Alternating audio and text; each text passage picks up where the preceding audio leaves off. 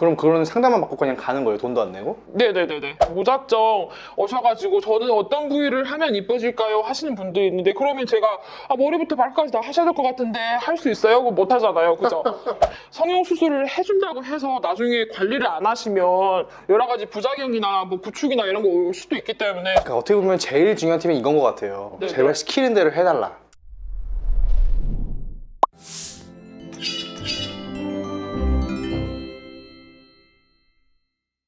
그럼 이제 상담하러 오시는 비용? 그러니까 상담 네네. 비용은 어느 정도 되나요?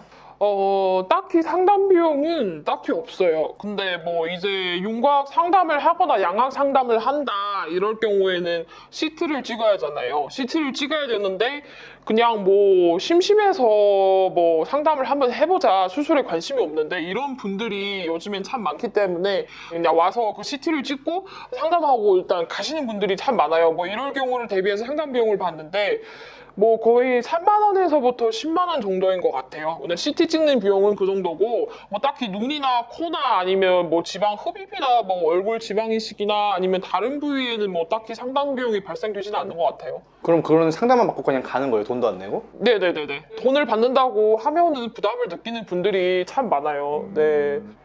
그리고 뭐 타병원에서는 뭐 원장님이 상담을 해서 이런 원장님을 찾고 싶다. 이 원장님이 하도 유명하셔서 찾고 싶습니다 하는 경우에는 뭐 상담 비용이 뭐 10,000원에서 20,000원 정도 발생을 하는 경우도 있어요. 뭐 CT 비용을 빼고 의사 선생님을 바로 만난다고 하면은 네네네 맞아요. 그러니까 원장님들도 그 병원에서 뭐 대표 원장님이 계시고 그냥 뭐 일반적인 원장님이 계실 거 아니에요. 이럴 경우에 나한테 무조건 대표 원장님한테 상담을 받고 싶어요 하면은 뭐 상담 비용뿐만 아니라 수술 비용도 일정하게 좀 올라가는 부분도 없지 않아 있어요. 네네. 그럼 이제 병원을 고른다고 할 때 네네. 어떤 병원을 가는 게 좋을지 팁이 있다면 알려줄 수 있으세요? 성형외과는 정말로 대한민국은 너무 많아서 난 도저히 초보자분들 같은 경우에 난 도저히 못 고르겠다 하는 경우가 많긴 한데 지인이 지인을 소개하는 경우가 참 많아요. 나는 이 병원에서 했는데 좀 괜찮은 것 같다. 상담을 받아봐라 하면은 뭐 지인이 했던 그런 수술 효과를 보고 찾아가는 경우도 있고 그렇게 하셔도 되고요. 아니면 요즘 성형 앱이 많이 발전돼서 바비톡이나 강남원이 참 괜찮은 것 같은데 그쪽에서 검색을 하면은 뭐 병원에 이벤트를 하는 가격이 나와요. 병원도 나오고 이벤트를 하는 가격도 나오고 간단한 후기들도 나와요. 그리고 네이버에서 그 병원을 검색을 하면은 병원 사이트가 나와요. 네, 사이트가 잘 된 병원도 있고 사이트가 뭐 허술하게 된 병원도 있긴 한데 그거에 대항해서 뭐 그렇게 중요한 것 같지는 않아요. 근데 뭐 사이트에서도 전후 사진을 뭐 참고할 수 있고 사이트에서도 후기를 볼 수 있어요. 병원 사이트이기 때문에 그 다음에는 그 병원한테 전화를 한번 해보는 것도 나쁘지 않아요. 상담을 오기 전에 병원에 전화를 하면은 그 콜센터 직원분들이 상담실장 담당하실 상담실장을 배정해줘요. 상담실장이 따로 연락이 가실 거예요. 고객님 전화 주셨는데 어떤 쪽으로 문의를 뭐 바라시나요? 뭐 이런 식으로 얘기를 하면은 나는 어떤 부위를 하고 싶은데 대충 가격이 얼마예요? 뭐 이렇게 물어보실 수가 있죠. 물어보면은 얼마 정도부터 얼마 정도일 것 같고 뭐 오시면은 뭐 원장님 상담 연결 도와드릴게요 이렇게 하는 경우가 많아요. 그 다음에는 뭐 신중하게 생각을 해보시고 뭐 병원에 오셔서 일단 상담을 해봐야 뭐 얼마 정도 견적이 나오는지 아니까 뭐 병원 오셔가지고 상담실장님한테 전후 사진이 어떤 건지 더 보여줄 수 있나요? 추가적으로 이렇게 물어보시고 판단하는 것도 나쁘지 않은 것 같아요. 근데 그렇잖아요. 사실 상담도 이제 네네. 여러 군데 가보고 옷도 그렇고 뭐 여러 군데 가보고 결정하고 하잖아요. 뭐 산다고 할 때도. 그래. 그래서 당연히 이제 성형외과 상담하는 것도 되게 여러 군데를 가볼 것 같은데 네네. 보통 뭐 어느 정도 이제 가보는 게 좋을까 뭐 이런 게 있을까요?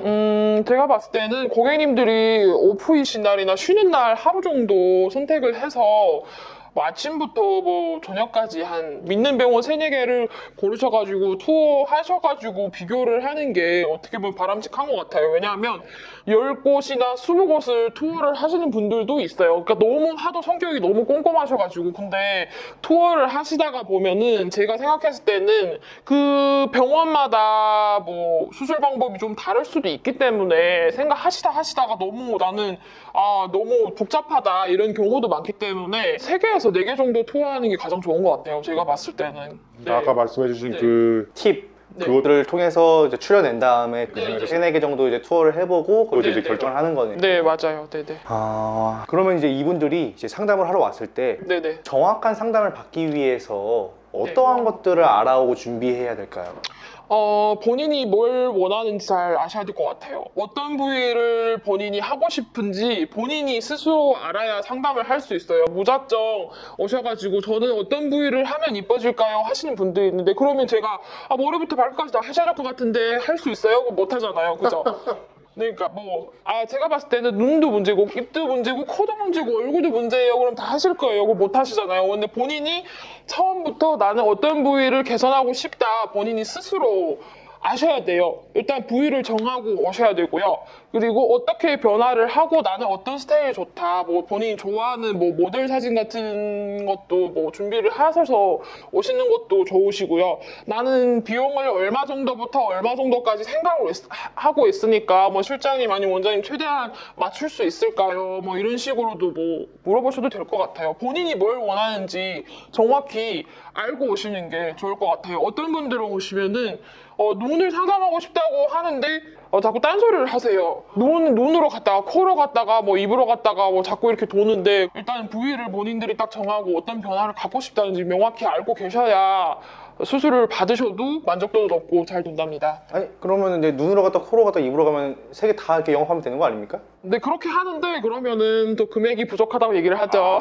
네. 저는 이렇게 1시간 동안 1시간 반 동안 열심히 얘기를 해봤는데 결국에는 그냥 저는 그래도 눈이 제일 문제인 것 같아요. 또 다시 네. 부글부글. 네네. 결국에 답은 정해져 있었어. 네, 답정너인데, 네네, 그렇죠. 네. 혹시 그러면은 그 성형 후에 관리하는 팁이라던가 이런 게 있을까요? 성형 후에는 일단 병원에서는 성형 후 주의사항 자세하게 안내가 나갈 거예요. 제일 기본적인 거는 첫 3일은 냉찜질을 해주시는 게 좋아요. 근데 지방 이식 같은 경우는 피해 주시는 게 좋아요. 왜냐면 지방이 생착을 하셔야 되니까 일단 냉찜질이나 온찜질로 지방을 자극하시면 안 되고요. 다른 눈이나 코 같은 경우는 조심스럽게 냉찜질 3일까지는 냉찜질, 그 후부터는 물이 질벽하지 않게 일단은 온찜질 좀 해주시는 게 좋고요. 저 같은 경우에는 제가 전에 코 성형을 받았을 경우에는 하도 많이 부어가지고 저는 병원의 약 처방뿐만 아니라 따로 약국에 가면은 페이스라이너라는 붓기 빠질 약이 있는데 저도 고객님들한테 추천을 하고 있어요. 붓기 빼려. 네네, 붓기를 빼주는 그런 약이 있는데 좀 괜찮은 것 같아요. 그리고 부작용 같은 경우는 거의 없고요. 같이 드셔도 돼요. 네, 그리고 산책 같은 게 참 중요한 것 같아요. 일단은 모든 약이나 호박즙이나 붓기 빼는 약이나 먹어도 이게 수술이기 때문에 바로 빠지진 않죠. 걸어 다니는 그런 운동, 그러니까 달리기 말고 나가서 산책을 하면서 갔다 왔다 걸어 다니는 운동도 붓기 빼는데도 참 좋은 것 같아요. 그리고 수술 부위는 손으로 터치를 하지 않는 게 좋아요. 궁금하다고 자꾸 이렇게 만지는데 저는 그럴 때마다 진짜 열불이 터질 것 같아요. 만지지 말라고 얘기했는데 섬을 이렇게 넣었다 하면은 자꾸 만지는 분들이 있어요. 그러면 손에 세균이 많아요. 염증이 올 수도 있겠죠. 수술 부위는 누르거나 만지지 않는 게 좋고요. 베개는 90도 쪽으로 좀 높게 옆으로 눕지 마시고 일단 베개를 높게 베시고 찜질을 하시면서 주무시는 게 좋을 것 같아요. 그래서 첫 일주일 정도는 수술을 하시면 주무실 때 굉장히 불편하실 수도 있어요. 잠을 제대로 못 잘 수도 있어요. 예민한 분 같은 진짜 아플 것 경우에는. 같습니다. 네네. 그래서 목베개 같은 거 하시고 조금 앉아서 좀 주무시는 게 붓기 빠지는 데도 좋고 상처도 이렇게 누르지 않고 좋은 것 같아요. 네, 평평하게 누우면 네, 다음날에 너무 많이 부어요. 수술을 하면은 아프다기보다는 그 붓기가 하도 많으니까 눈도 막 작아지고 잘 안 보이고 숨쉬기도 좀 바쁘고 이러니까 막 거친 숨도 몰아쉬고 하니까 그것 때문에 그런 것 같아요. 네네. 이런 것들을 사실 다 안내를 해줄 거잖아요. 안내는 네, 해드리죠. 그러니까 어떻게 보면 제일 중요한 팁은 이건 것 같아요. 네네. 제발 시키는 대로 해달라. 그렇죠. 그리고 술, 담배는 가급적이면 한 달 정도를 피해 주셔야 돼요. 코 성형을 하시고, 왜냐하면 남자분들 같은 경우도 담배를 요즘 많이 하시겠지만 여자분들 같은 경우에도 설마 염증이 오겠어 하고 담배 피시는 분들도 있고 술도 마시는 분들도 있는데 진짜로 본인 몸에 정말 해롭고 염증이 오는 분들도 참 많아요. 나는 정말 다행이어서 염증이 안 왔어요, 실장님, 이런 분들도 있는데 저는 그런 분들한테는 좀 따끔하게 혼내는 편이에요. 정말로 자기 몸은 소중하기 때문에 성형 수술을 해준다고 해서 나중에 나중에 관리를 안 하시면 여러 가지 부작용이나 뭐 구축이나 이런 거 올 수도 있기 때문에 술, 담배는 가급적으로 한 달 정도는 무조건 피해 주시는 게 좋은 것 같아요. 네네. 혹시 그럼 성형외과에서 언제 성형을 하는 게 좋다, 좀 이런 성수기, 비수기 이런 게 있을까요? 성수기, 비수기는 뭐 저희 병원은 좀 중국 쪽에서도 그렇고 광호 쪽에서도 그렇고 뭐 여러 일반 쪽에서 그렇고 좀 잘 나가는 편이기 때문에 고객님은 항상 좀 있는 것 같아요. 근데 굳이 이 시기만 피해서 성형을 하세요 하면은 여름에 제일 더울 때 같은 경우에는 뭐 땡기미를 쓰거나 아니면 흡입을 하면 압박복을 입거나 하면 땀이 나잖아요. 근데 씻지를 못해요. 실밥이 있기 때문에. 근데 실밥이 있는 부위에 자꾸 땀이 나고 자꾸 축축해지고 그러면은 염증이 올 가능성도 있고 본인들도 힘들기 때문에 여름에 제일 더울 때 그때만 피해 주시면 괜찮은 것 같고, 성형 성수기는 보통 제가 봤을 때는 뭐 설 전이나 추석 전에 조금 휴가를 좀 쓸 수 있을 때, 추가적으로 길게 쓸 수 있을 때, 아니면 뭐 학생분들 같은 경우는 방학 때 많고요. 수능이 끝나면 정말로 많아요. 새로운 자기를 뭐 인생에서 업그레이드 시키는 뭐 시기이기 때문에 수능이 끝나면은 정말로. 미성년자분들은 성형이 가능한가요? 미성년자분들은 성형이 가능하긴 합니다. 근데 저는 너무 어린 분들은 뭐 10살인데 뭐 그때 해달라 이런. 그게 있어요, 그런 경우가? 네, 있어요. 있는데 그렇게 추천하진 않아요. 왜냐하면 그 미성년자분들은 아직 성장을 하는 단계고, 아직 몸이 완전히 뭐 성장을 한 단계가 아니고 나중에는 추후에 어떻게 성장을 할지 잘 모르기 때문에 가능하긴 하죠. 가능하긴 하는데 15세에서 16세 거기까지 딱 커신 것 같아요. 네, 뭐 부모님 동반 하에 같이 부모님이 각서와 사인을 하시고 옆에서 같이 뭐 도와주면서 받을 수는 있어요. 하신다고 하면은 큰 수술은 권장하지 않고요. 뭐 한 쌍꺼풀 정도? 쌍꺼풀이나 뭐 간단한 코 성형 정도 같은 경우는 가능한 것 같고요. 윤곽은 윤곽이나 뭐 가슴 성형이나 아니면 여러 가지 지방 흡입을 많이 뽑아야 되는 경우 같은 경우는 완전히 성년이 된 다음에 하시는 게 좋을 것 같아요.